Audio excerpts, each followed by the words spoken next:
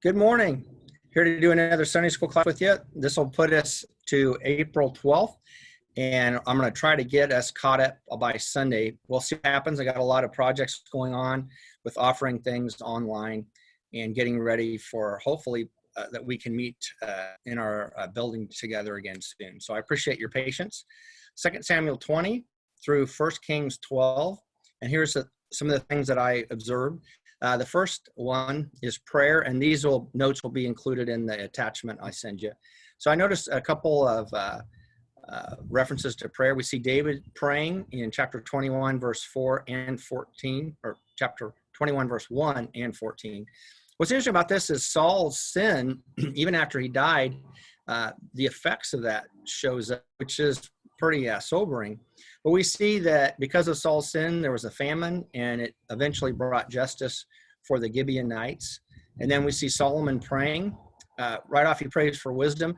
And in chapter 3, verse 4 to 15, beautiful picture of leadership, talks about, I'm like a child not knowing how to go in and out. He needed God's help. And that's what leadership's about, is trusting God and following God. And what's great about that prayer, of course, is he got more than what he asked for. He got more than just wisdom. He got wealth and honor too. And then he prayed for the dedication of the temple. Great prayer, chapter 8, verse 22 to 53. And then we see God's answer to that, chapter 9, verses 3 through 9. Really great stuff in there. Then we see the next section is God makes successful, or God brings success. And we see that with David, chapter 22, 1, and chapter 1 of 1 Kings, verse 29. Then we see some references to Solomon's success, and God made him successful. We see the extent of his rule. We see the building of the temple and his reputation and his wealth, and all those references are in your notes. And then, of course, God keeps his promise, and we see that several references to that. I like chapter 8, verse 56, that says, not one word has failed of all the good promises he gave through Moses, which is pretty cool. And we saw some of that same references back when we were going through the first 5 books of the Bible with Moses too. Then a lot on leadership. We see relationship with God. I'm going to talk about that at the end here, how important that is for a leader. And then love for the people, also very important. We see repentance. That leader, we see that example of David repenting, which is very important, because as it says in our section 2 that, everyone sins. I think that's in Solomon's prayer, right? Everyone sins. So you need to come clean when you do. Failed to rebuke. That's a failure of leadership when David didn't rebuke his son when he needed to. And then a succession plan. We see it was very reactionary.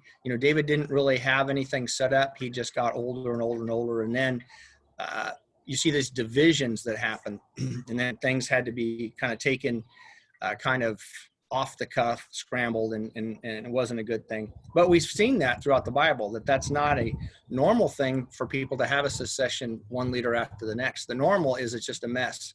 A leader doesn't set up for him being gone or prepare for that. Then we see wisdom, and of course Solomon, a lot of examples of that. The first one I think is pretty interesting. Of course, we know the one where the 2 women say the baby's theirs, and he says, cut the baby in half. And of course, he makes events, allows events to happen in a way that forces the truth to come out, which is part of what wisdom is when you're leading or working with people. But I like this one too. Chapter 1, verse 49 to 52 of 1 Kings. What I like about this one is, right away, of course, Adonijah wants to be king, and of course, Solomon becomes the true king. And then when he finds out, he runs because he's afraid, and he grabs onto the horns of the altar, and he wants Solomon to swear that he won't kill him. And I love what Solomon does. He doesn't swear to God that he won't. He just says if he proves himself to be worthy, nothing's going to happen to him. And so he uses wisdom. He doesn't make a promise one way or the other. And what I wrote in the notes is he doesn't let religious practice keep him from doing what is right. Isn't that true? A lot of times we get caught up in religious practice or traditions, and it keeps us from doing the right thing, doing the wise thing. Solomon's sin, and we see that chapter 11, 1 to 10. He allowed foreign wives to turn him away from God, especially as he got older. It says he apparently was better at keeping their influence from affecting him, but as he got older, he wasn't able to do that. And then we see the consequences of his sin, the divided kingdom that happened after that. Then we also see Jeroboam's sin, and he makes golden calves in chapter 12, verse 26 to 30. And of course, and then he also made priests that were not from the tribe of Levi. And then he sets up a competing festival with the festivals that God set up in Judah. And of course, he was afraid that the people were going to go to Judah and leave, his kingdom. The 10 tribes would go down there to worship God as they were supposed to, and they would not want him to be their king anymore. So because he was afraid and didn't trust God, he sinned against God by having people worship. And the thing that really astounds me, the same thing that Aaron ended up doing, it says that he gives them these golden calves and says, these are the ones that delivered you out of Egypt. And it's like, wow, I mean, just how can you do something like that? But we see that happening again. I noticed Solomon's heavy taxation, chapter 4, verse 7, and then chapter 12, verse 4, when Rehoboam shows up with that. He set up a taxation system that wasn't prescribed in the Bible, and it was very heavy on that. But God did warn, right, that's what governments do. They're like a beast. They devour and take all the good things. Then we see the temple. A lot of things about the temple. The first one is God can't be contained there. And we see Solomon acknowledging that right away. He said, this isn't to put you in because God can't live in a temple, right? And then he has this interesting thing in his prayer. He's dedicating a temple. He's praying to God, asking God to, allow these certain things to happen. So if people pray toward, so he's acknowledging right away, God doesn't live in this temple. God's too big for that. And then he's saying, but let your special presence be here in the instance that when a person prays toward this place where your special presence is, you would do these particular things. And the first thing I saw was injustice. If people have some disputes, they can pray toward the temple. Then repentance for the nation when it sins. And if a foreigner wants to connect with God, he can pray toward the temple. Success in battle. And then when they're deported, when they get taken into captivity, they can pray toward the land where the temple is. And then the other thing I noticed is that the temple is to be a blessing beyond all the Israelites, not just for them. And then, of course, I noticed lots of figures of speech. Every man to his tent, lifted up his hand against, lamp not to be extinguished, hand frozen to the sword, fall into the hands of, eyes of all Israel are on you, not a hair on his head will fall to the ground. Go the way of all the earth. Gray head, go down to the grave. Rested with his ancestors. Also saw on the next page, may God deal with me, be it ever so severely. And we've seen this several times in the books here.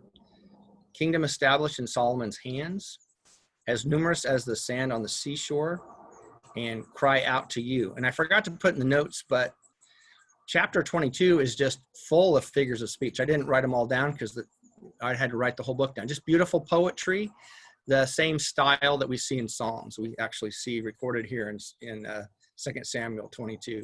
Then I thought it was interesting. There's a specific reference to the inspiration of the Bible in chapter 23, verses 1 through 3. David talking about how God had inspired him to write his words. And the Bible has a lot to say about it being God's word and also how we can interpret it, which is a pretty powerful thing. Some things I wanted to highlight was that God makes successful David, and here's some verses for that. 1 Samuel 22, verse 1. David sang to the Lord the words of this song when the Lord delivered him from the hand of all his enemies and from the hand of Saul. And then 1 Kings 1:29. As surely as the Lord lives, who has delivered me out of every trouble. So David was aware that his success depended upon God. And then Solomon, we see the same thing. God makes successful in Solomon. 1 Kings 10, verse 9 says, praise be to the Lord your God, who has delighted in you and placed you on the throne of Israel. Because of the Lord's eternal love for Israel, he has made you king to maintain justice and righteousness. So pointing out that God has made Solomon successful. And then 1 Kings chapter 10, verse 24. says the whole world sought audience with Solomon to hear the wisdom God had put in his heart. So again, the source of Solomon's wisdom and success is God. And then I saw with the leadership, the relationship with God being so important. As a leaders, our relationship with God is the most important thing. And this is pointed out pretty well. 2 Samuel 23, verse 3 through 5. The God of Israel spoke. The rock of Israel said to me, when one rules over people in righteousness, when he rules in the fear of God, he is like the light of morning at sunrise on a cloudless morning, like the brightness after rain that brings grass from the earth. If my house were not right with God, surely he would not have made me an everlasting covenant, arranged and secured in every part. Surely he would not bring to fruition my salvation and grant me every desire. So again, the relationship's key. And then we also see this with Solomon, 1 Kings 3:3, his relationship with God. It says, Solomon showed his love for the Lord by walking according to the instructions given him by his father David, except that he had offered sacrifices and burned incense on the high places. And we've seen in our section how that catches up to him. And again, everyone sins, but God still uses us, and how important our relationship with him is. 1 Kings 11:38, God says this to Solomon, if you do whatever I command you and walk in obedience to me and do what is right in my eyes by obeying my decrees and commands, as David my servant did, I will be with you. I will build you a dynasty as enduring as the one I built for David and will give Israel to you. So again, key, vitally important that leaders have a relationship with God. That's the first one. Then I thought was just as important, or next as importance maybe, is their love for people. And you see this in David in 2 Samuel 23:15-17. It says, David longed for water and said, oh, that someone would get me a drink of water from the well near the gate of Bethlehem. So the three mighty warriors broke through the Philistine lines, drew water from the well near the gate of Bethlehem, and carried it back to David. But he refused to drink it. Instead, he poured it out before the Lord. Far be it from me, Lord, to do this, he said. Is not the blood of men who went at the risk of their lives? And David would not drink it. So he valued their life that much and honored them in that way. 2 Samuel 24, verse 17. When David saw the angel who was striking down the people, he said to the Lord, I have sinned. I, the shepherd, have done wrong. But these are but sheep. What have they done? Let your hand fall on me and not my family. So again, we see this love for the people that David had. So important as a leader. Well, God bless, and we'll see you soon.